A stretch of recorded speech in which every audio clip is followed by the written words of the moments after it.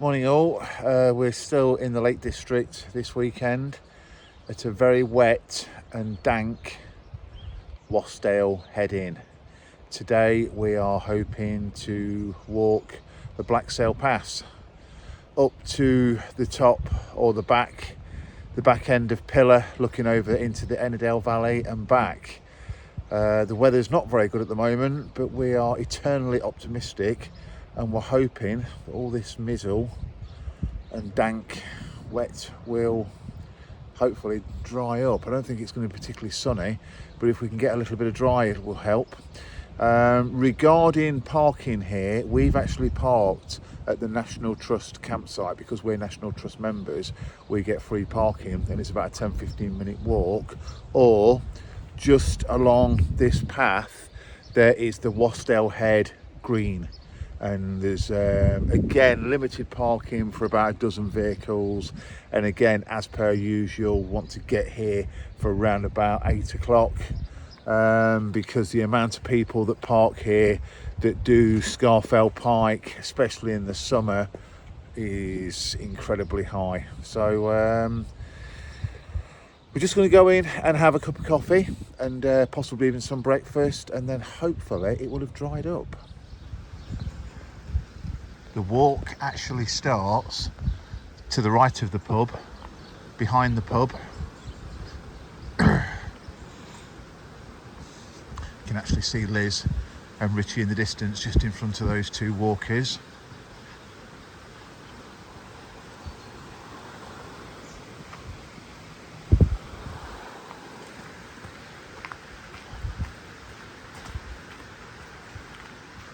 And you'll see in a moment the famous Wasdale Packhorse Bridge.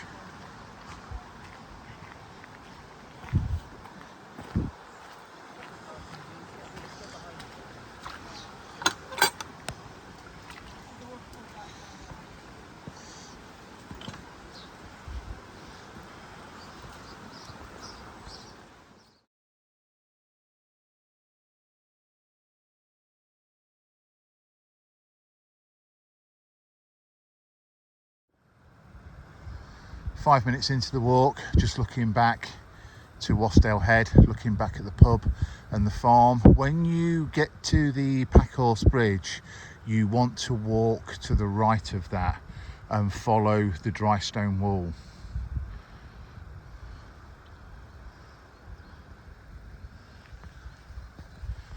The path is fairly well trodden, as you can see. Now again, at this moment in time, no obvious stops for water for dogs. You've just seen the beck running through Wasdale Head. So for the time being, for at least the next, I would say 30-35 minutes, there is no obvious signs of water for dogs. So make sure they get enough at the beck. I mean, again, take water bottles, fill up as much as you can there, but there is a stream that runs down the side of Black Sail Pass. However, we're a good 30-35 minutes away from there. I mean, dependent on the time of year, if it's late spring, autumn, the dog may not be desperate for water, but at the moment there is the odd piece of lime water. Again, due to the overnight rain, it hasn't stopped since tea time yesterday. So puddles like this are evident, but again, in the middle of summer or any dry periods, you're not going to get that.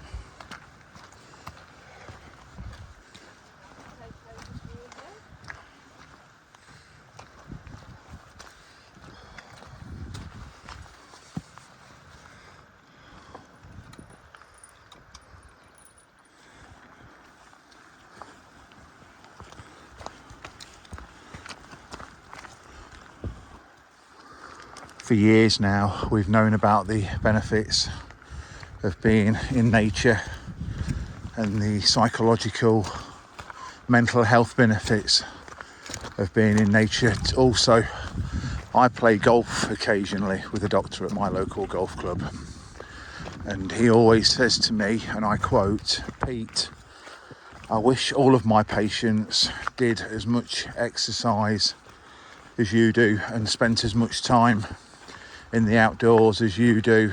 I mean, people that know me will know that we're fairly keen walkers, reasonably keen runners. I try to do the Leicester Half Marathon as frequently as I can. And it's not just the turning up, of course, on the day and doing a half marathon. It's all of the training benefits. Again, the release of endorphins, etc. I'm no doctor. I don't profess to be a medical professional. However, it's not unreasonable these days for us to realise the health benefits of being in nature, walking, running, cycling, dog walking. If you go onto the NHS website, they'll recommend 30 minutes of brisk walking a day. Now, how do you define the word brisk walking, I hear you say? To my knowledge, it's walking where you can hold a conversation, but it's fairly challenging to hold a conversation. Anything that gets your blood pumping, that really is the target that you're looking for. But again, the benefits of outdoor space are endless.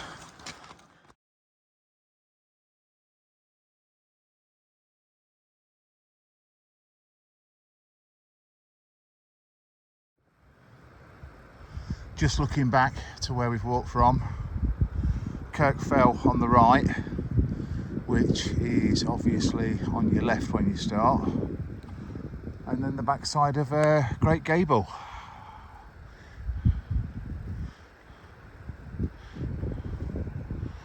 And up there, somewhere in the cloud, is the back of the famous pillar which looks down into the Ennerdale Valley.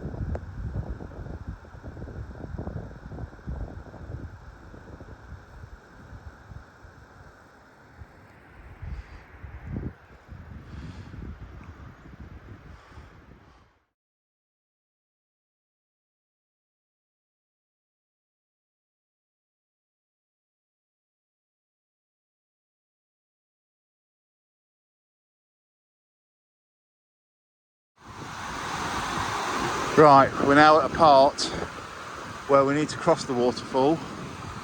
Ordinarily, this wouldn't be a problem. However, due to the amount of rain overnight and this morning, we are going to have to take a little extra care. So I'm going to stop recording just whilst we negotiate this and rejoin you on the other side.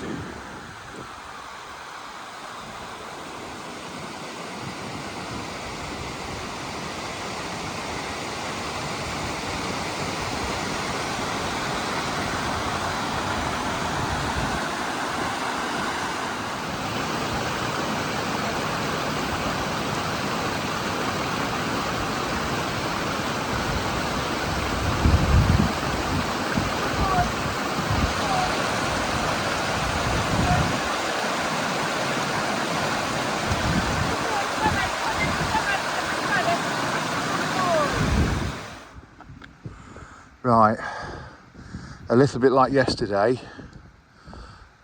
Well, I said at the top of Skid Hill, we weren't at the top, we're about halfway. We're actually near the back of pillar, but again, because we've been completely immersed in cloud, rain, mist, call it what you will, we can't see a thing. It's a shame because the views up here down into the Ennerdale Valley are absolutely spectacular. But unfortunately on this occasion, yes, I know Richie wanted to see them as well.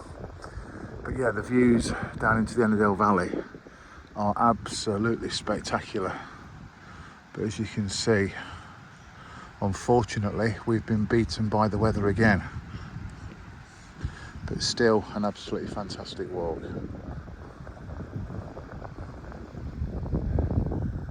Hey Richie, you've enjoyed it. Just dropping those few feet, literally dropping 20 or 30 foot, and all of a sudden you can see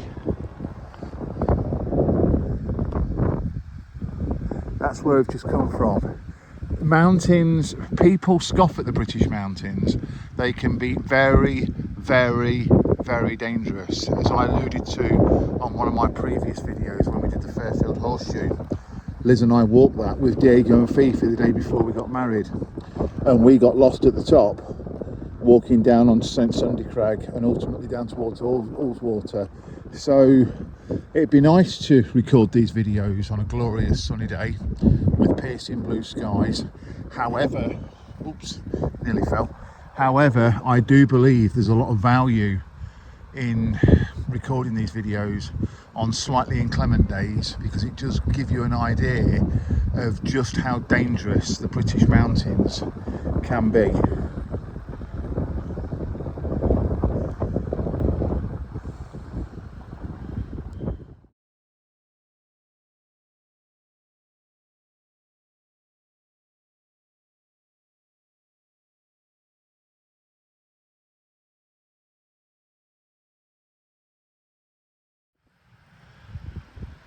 Liz has just pointed out, I'm not sure, I don't think the video will pick it up, but you can just see the top of Scafell Pike just poking its head out through the top of the cloud.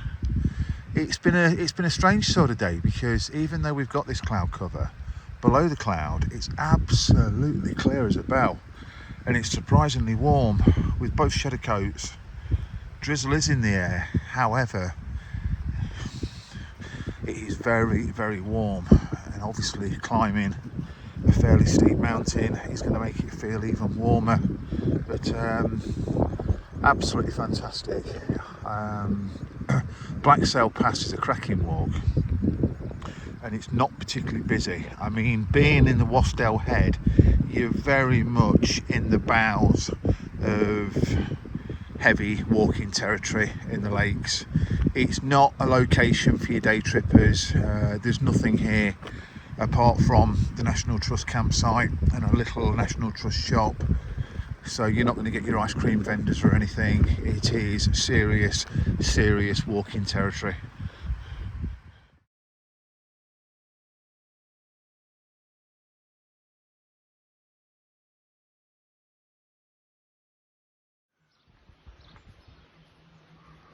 Another view of the famous Wasdale Head Inn. We had lunch in there. Liz had a vegetarian dish, I had fish and chips and mushy peas. Absolutely wonderful. You can stay there as well, of course, which won't surprise you, the fact that it's an inn. Just walking back towards the Wasdale Head Green now.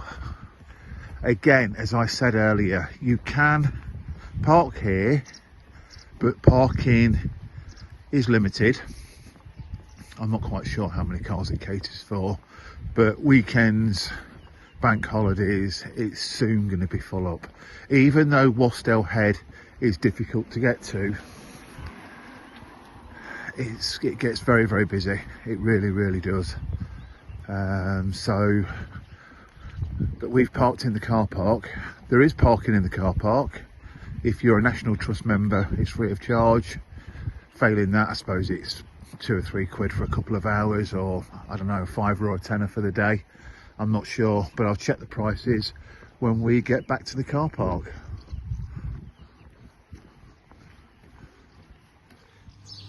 Quick. Right, we're back down, and as you can see, having an okie. The weather never really changed.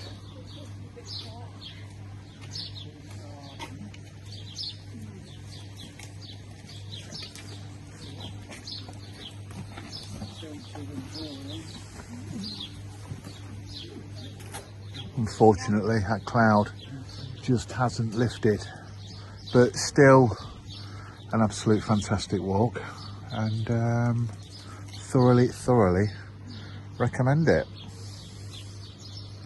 We're talking about the ice cream now, or the walk. Hey Richie. Right, back at the National Trust campsite now. Out of the 3 that are here in the Lake District, there's Low Ray, there's Great Langdale, and then there's Wasdale Head. This is one of the, well, I won't say one of the largest sites. It is the largest site of the 3. Couldn't tell you exactly how many tents, camper vans and pitches it accommodates, but it is a large site. As I alluded to earlier, there is car parking. National Trust members park for free, but before I finish the video I will have a look at the day rates just to see how much it is to park here on an hourly or daily basis.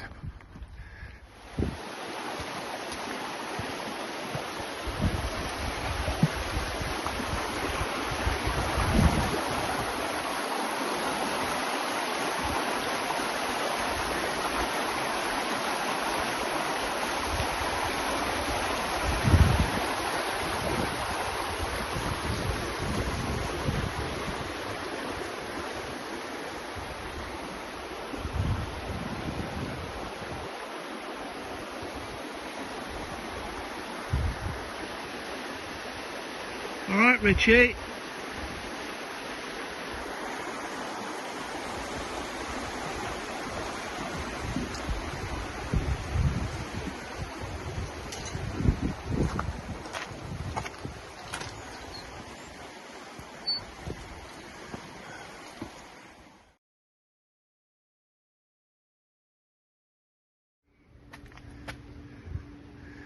I can't find the car parking price. I think you have to put your registration number in first. But just to recap, it is free if you are a National Trust member. We will be back here tomorrow. We're actually staying in the National Trust campsite, and we're going to attempt Scafell Pike tomorrow. Thanks for watching the video. I hope it's been of some use. You've enjoyed your walk today, haven't you, Richie? Hey, Richie's enjoyed it, haven't you? That good? You're tired now? Come on then. And we'll see you tomorrow for Scafell Pike.